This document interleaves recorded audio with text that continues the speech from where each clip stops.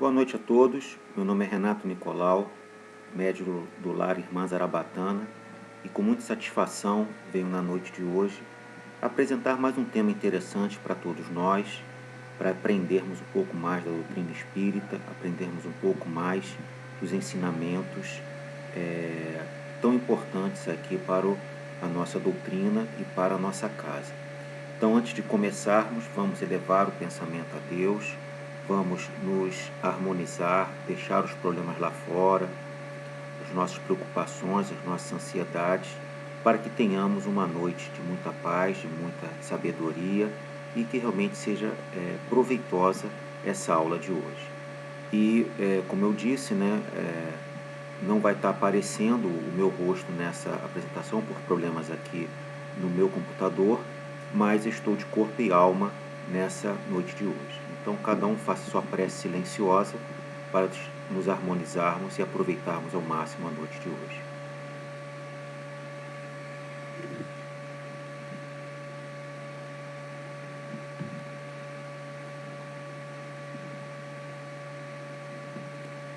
Então vamos lá, gente, agora harmonizado, tranquilizado, objetivando aqui, vamos estudar o tema de hoje, bastante interessante, que é fenômeno de transporte, né? Transporte de objetos, transporte de pessoas, é um tema aí que nos intriga, né? Que nos deixa curiosos, e é bom entender isso à luz da doutrina espírita, tá? Vamos aproveitar bem a noite de hoje. Então vamos lá, a gente está usando aqui o Livro dos Espíritos, né, para a gente poder ter todo o embasamento de acordo com os fundamentos da doutrina espírita. Então a pergunta 96 que eu estou tirando aqui para a gente refletir consiste no surgimento espontâneo de objetos em locais onde eles não existiam. Isso de fato é verdade? De fato isso acontece? Como é que aparecem objetos que a gente não entende às vezes na nossa casa, no nosso escritório? Será que isso acontece? Será que isso é ilusão? Será que isso é charlatanismo? O que de fato isso é, para entendermos toda essa parte, né?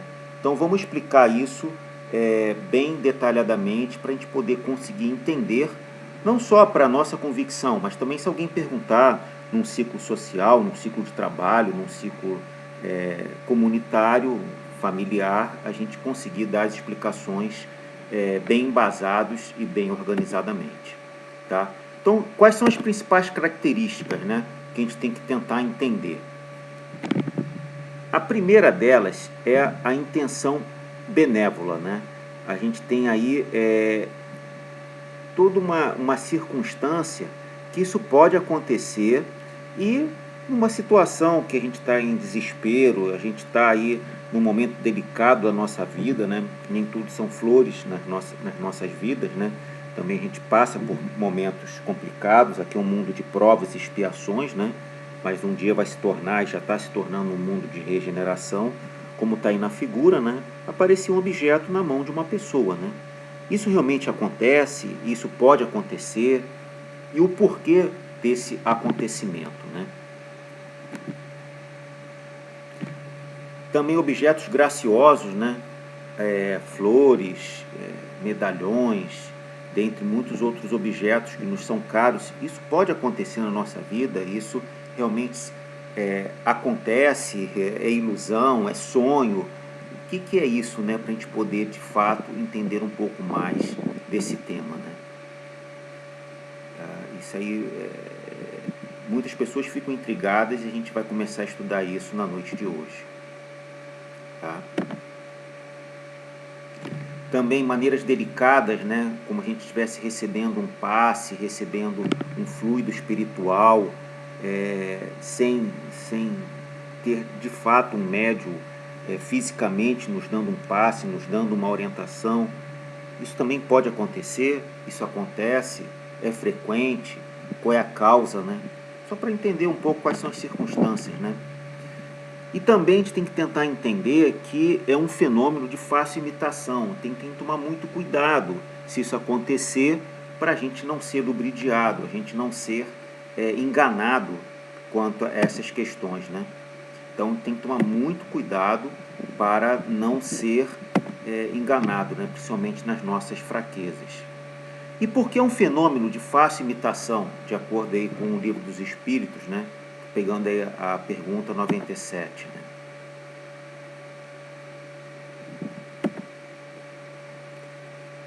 Então tem que ter garantias contra a fraude.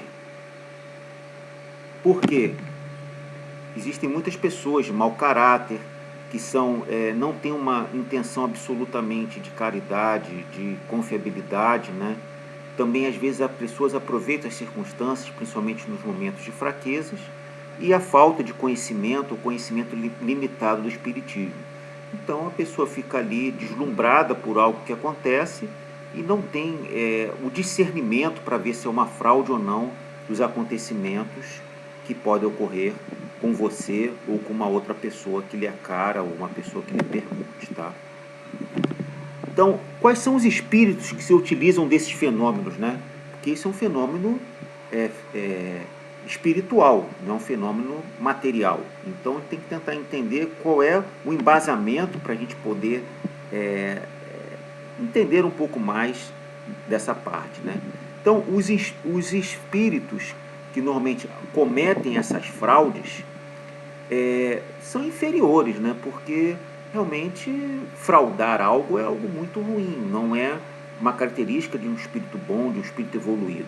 Mas não necessariamente é uma obsessão, está caracterizado uma obsessão ali para te prejudicar diretamente, para ficar 24 horas ali te prejudicando nesse processo.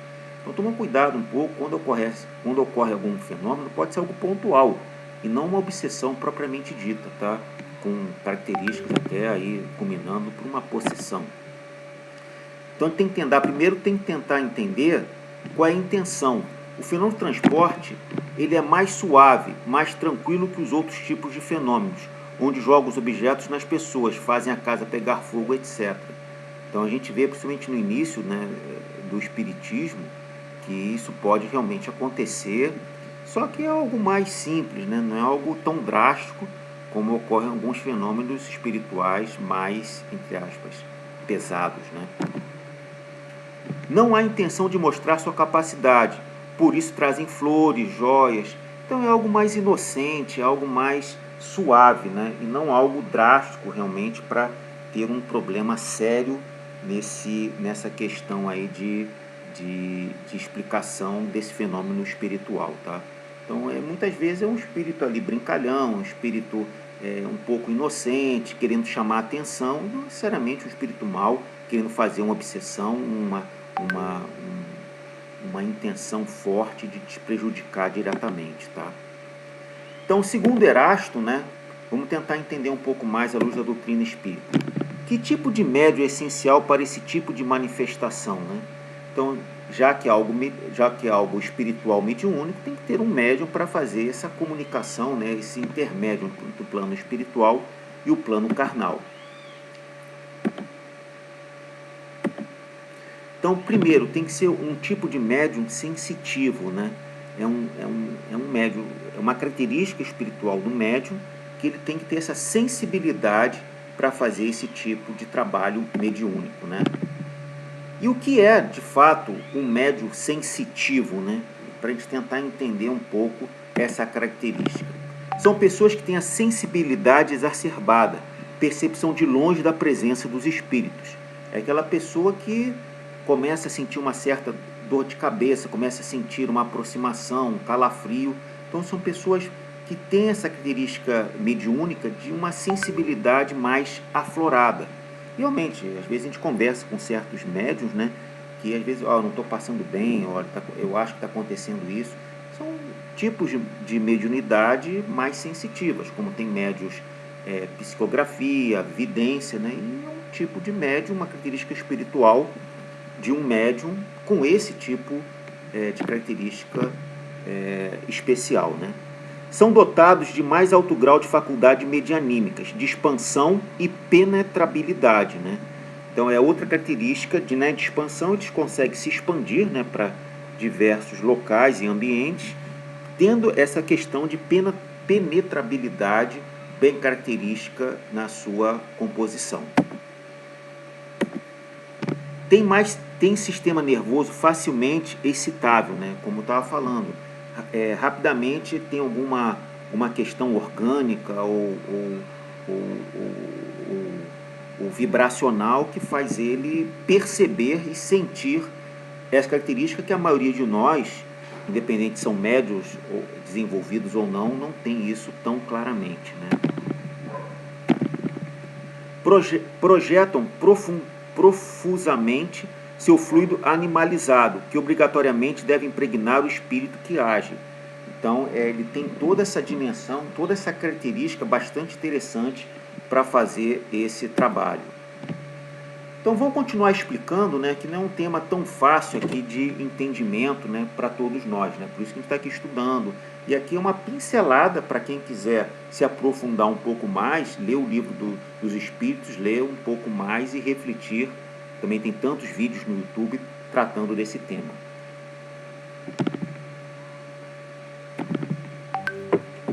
Propriedade de expansão e penetrabilidade. O que é isso? O médium contribui com seu fluido para que o fenômeno ocorra. Então, é algo fluídico, é o fluido do próprio médium que faz com que esse fenômeno ocorra. Tá? Então, é isso que é importante. Por isso que é uma doação de fluidos espirituais do próprio médium. Por isso que muitas vezes, quando ocorre isso, o médium se sente cansado porque está tirando ali fluidos do seu próprio organismo, né, perispiritual e espiritual, né? Então é algo realmente que há uma doação fluídica. Expansão, o que é esse processo de expansão propriamente dita, né? Pode se expandir a força, né? Ele consegue projetar, né, e expandir a sua força, né, para diversos ambientes, para fora do seu organismo físico e perispiritual. É uma característica especial desse tipo de médium, né?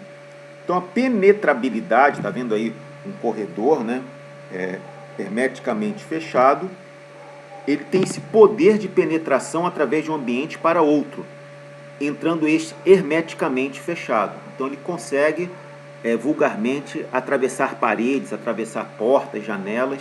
Ele tem esse poder porque é um fluido muito sutil que consegue se passar por ambientes grosseiros, como paredes e muitos outros, que muitas vezes a gente não consegue entender claramente de uma forma racional, né?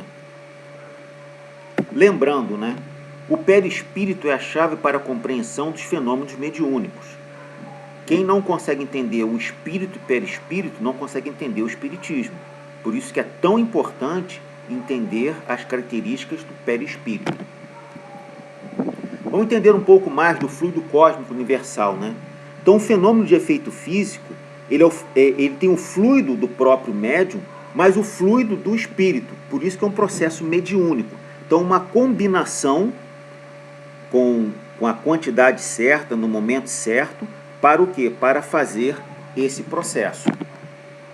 Tá? Então, temos o médium e temos o espírito.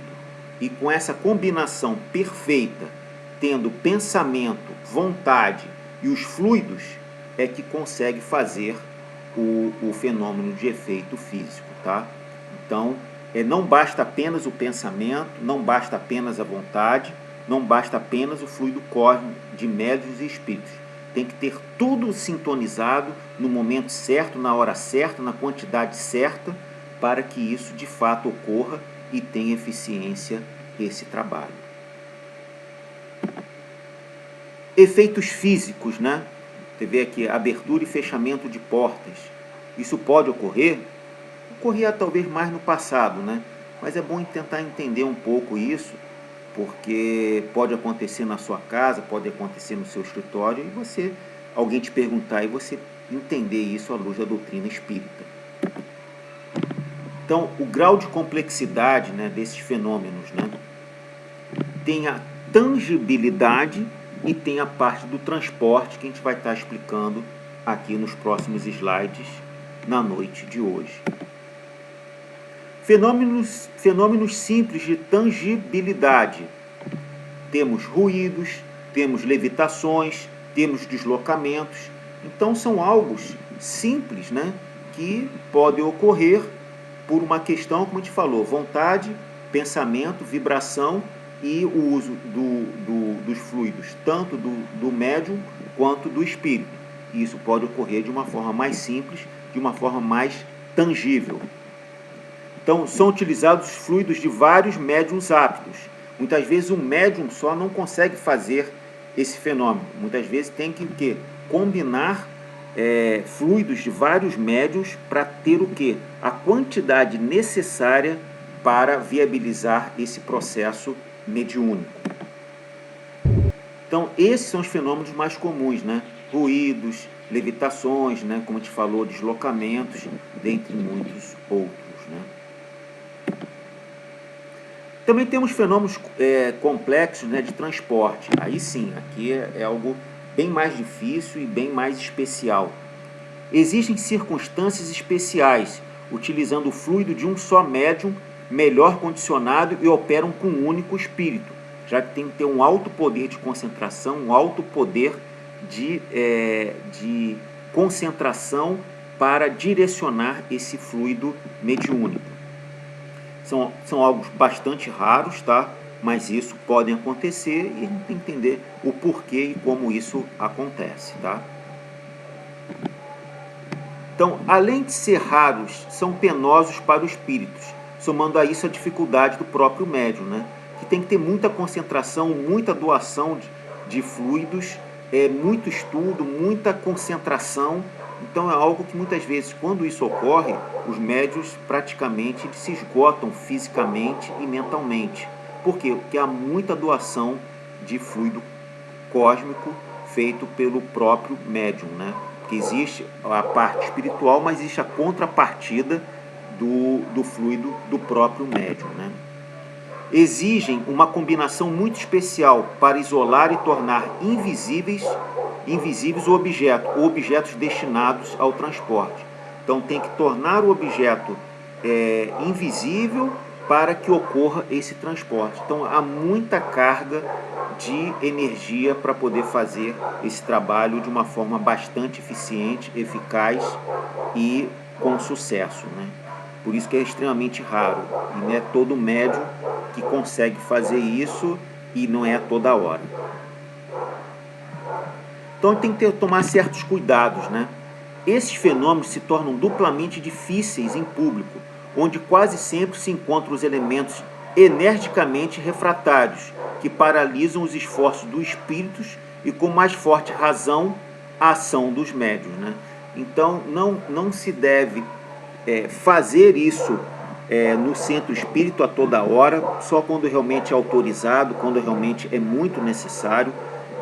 O médium também, até para se precaver e ter organicamente e perispiritualmente toda a sua saúde, né, e toda a sua habilidade e conservação do seu fluido cósmico, não é para ser banalizado. Isso são circunstâncias muito especiais, mas o que a gente quer falar é que isso pode ocorrer, mas realmente tem que tomar todo um cuidado para que isso não ocorra de uma forma banal e não prejudique o próprio centro espírita e o próprio médium a qual está se fazendo esse trabalho. Então, em alguns médiuns, principalmente os sonambúlicos, esses fenômenos acontecem com muito mais propriedade, né? Então, a gente está aí até com uma figura, né, de uma pessoa, né, sonambúlica. Isso é um fenômeno que isso ocorre com algumas pessoas, às vezes ocorre com algumas pessoas em certas partes, né, em certos momentos da sua vida, e a gente entender um pouco mais isso, né, para a gente poder ter aí a compreensão correta à luz da doutrina espírita, né? E por que ocorre isso, né? Como, né? Para a gente entender, né? Pela facilidade com que espíritos e perispíritos se desprendam. Então, o sonambúlico, ele tem essa propriedade, ele tem essa habilidade que o seu próprio espírito e perispírito conseguem se desprender de uma forma muito fácil. E a gente sabe que o espírito, quando a pessoa adormece, o corpo está mais entorpecido, mas o espírito não para. O espírito, ele continua ativo. O espírito não precisa dormir, não precisa descansar. Então, tem certos espíritos que conseguem ter essa facilidade de se desprender. Então facilita a combinação fluídica entre o médium e o espírito, por isso que ocorre esse fenômeno espiritual. Como se processa o transporte desses objetos, né? A gente tentar entender um pouco mais esse processo na noite de hoje. Existe em toda a matéria as moléculas e elas não ficam unidas. A nossos olhos, sim. Se a gente pegar um microscópico, até de bastante eficiência, a gente sabe que existem espaços vazios entre as moléculas, né? E então esses espaços vazios é que podem ser o quê? Combinados, condensados e serem transportados, tá? Então é isso que a gente tem que tentar entender, que a nossa visão é limitada e que esses vazios que vão poder se concentrar e tornar eles autotransportáveis, aliás, transportáveis, de acordo com a vontade, habilidade e combinação fluídica entre o médium e o espírito, né? Então, relembrando, gente, para a gente tentar sempre conceituar e fixar os ensinamentos, né? A matéria não é compactada propriamente dita. Toda matéria é composta de moléculas. As moléculas não são unidas, apesar de a nossos olhos parecerem. Então, por não ser compactada, ela consegue ter essa propriedade para poder fazer o transporte. Os espíritos evoluídos podem escolher o que trazer. Então agora a gente vai estar focando nos espíritos superiores, né? Pode realmente ele escolher qual objeto a trazer? Então, como tudo na vida, todos os espíritos encarnados ou desencarnados têm o livre-arbítrio, porém sofrem imposição dos espíritos mais elevados, hierarquia moral. Então, só pode ser transportados, né, as matérias de acordo com a sua evolução moral, de quem está procedendo o trabalho, como também quem está recebendo. Então não é algo que pode ser banalizado. Tem que haver toda uma tratativa para que seja algo sério, para que seja algo justo e seja algo produtivo, né? Então, principalmente os espíritos superiores, eles vão travar, principalmente quando houver uma banalização desse processo. Então, o que a gente está querendo trazer na noite de hoje é que o teletransporte é algo que é pouco conhecido de muitas pessoas, mas que precisa ser entendido à luz da doutrina espírita. Agora vamos um pouco além, tá? Já que a gente fez essa primeira parte, vamos um pouco mais além. Podem trazer objetos de outros planetas?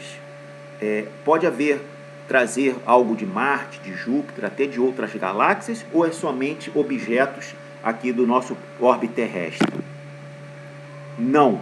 Então, essa capacidade está limitada, devido à diferença vibracional dos ambientes. Então, consegue-se fazer um trabalho de transporte aqui no orbe terrestre, pela característica vibracional dos objetos a qual podem se fazer esse trabalho. Agora, trazer de outras galáxias, de outros planetas, realmente não há essa viabilidade de trazer. Não dá para trazer um meteoro de Marte, não dá para trazer, sei lá, uma água ou alguma coisa de Júpiter. Não, há realmente essa limitação por uma questão física, tá? Realmente, senão até as viagens interplanetárias seriam muito mais fáceis para a gente conhecer, né? Mas é só essa questão curiosa aí para a gente refletir.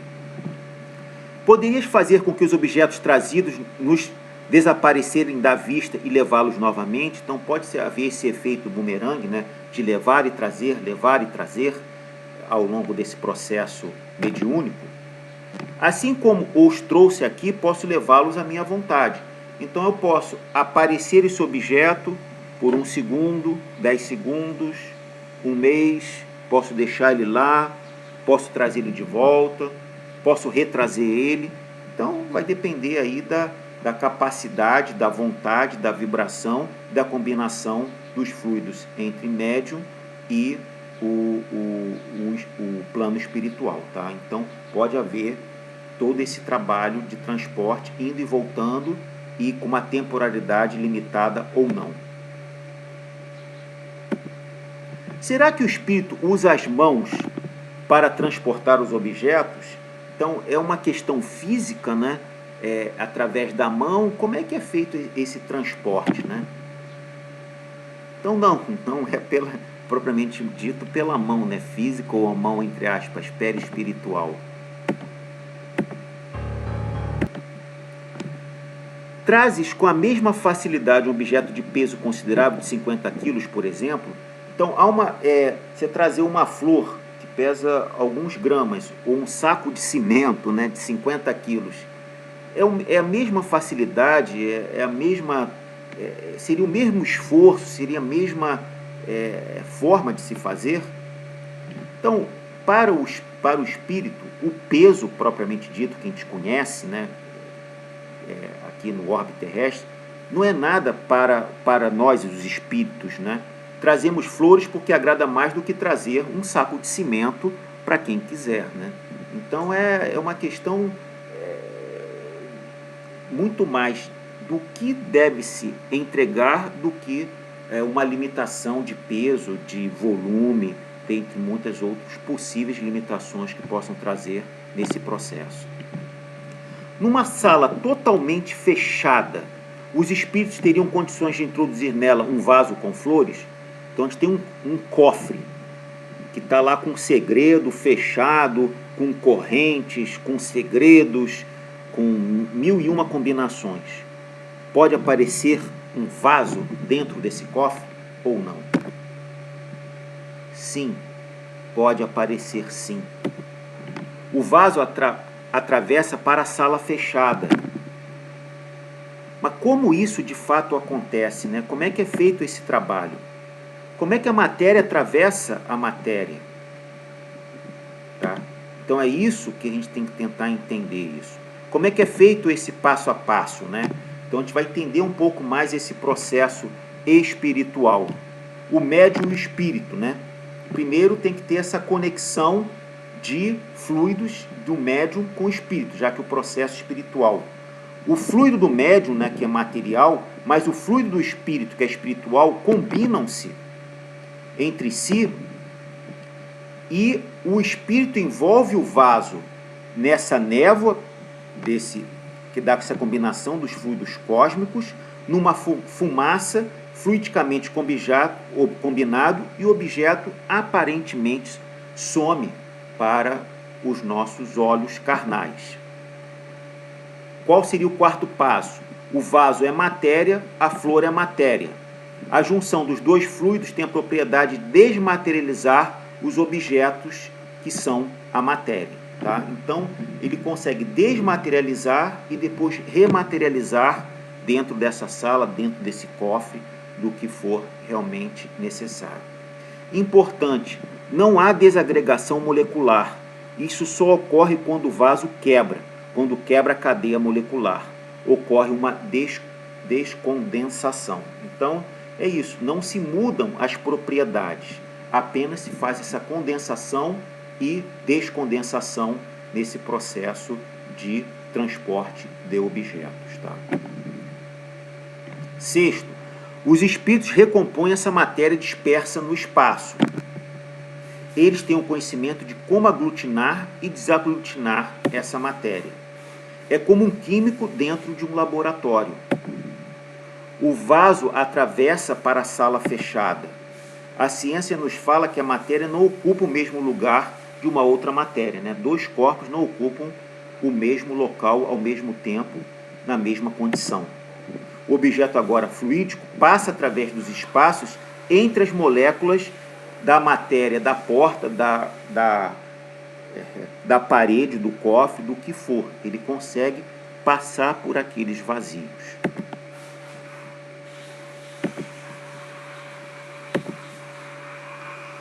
Então, minha gente, é algo que muitas vezes as pessoas não entendem isso, como é que apareceu um objeto na minha casa, no meu escritório, muitas vezes até uma ajuda, né? Aparece algo que eu estava procurando e acaba se materializando isso.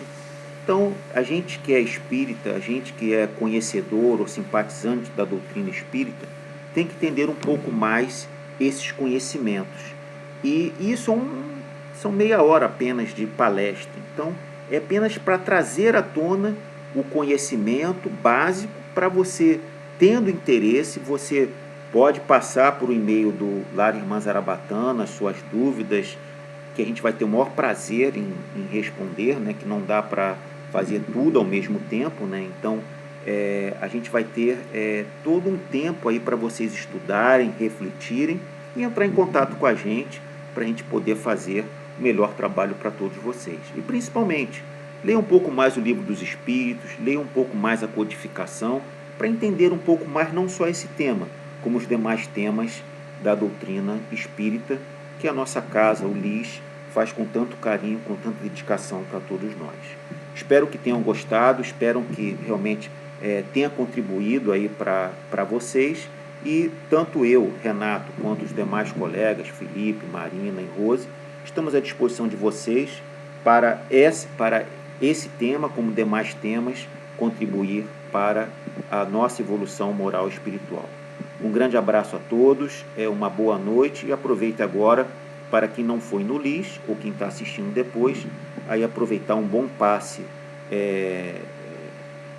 fluídico, né? A gente tem 3 versões aí muito bem feitas, muito bacanas, né? Que nos faz harmonizar um pouco mais, fluidifique as suas aulas, as suas águas, faça o Evangelho no lar, e que todos nós consigamos nos melhorar e nos aprimorar ao longo dessa vida. E para fechar aqui, né, essa mensagem final, esta é a casa que nos deste por tua bênção, né? Esse orbe terrestre, essa encarnação tão importante para todos nós. Ajuda-nos a encontrar dentro dela, não apenas um abrigo de pedra e cal, mas acima de tudo, o teu próprio coração em forma de lar, pulsando de amor. Uma boa noite a todos, espero que tenham gostado e estamos à disposição de todos vocês. Uma boa noite e até a próxima.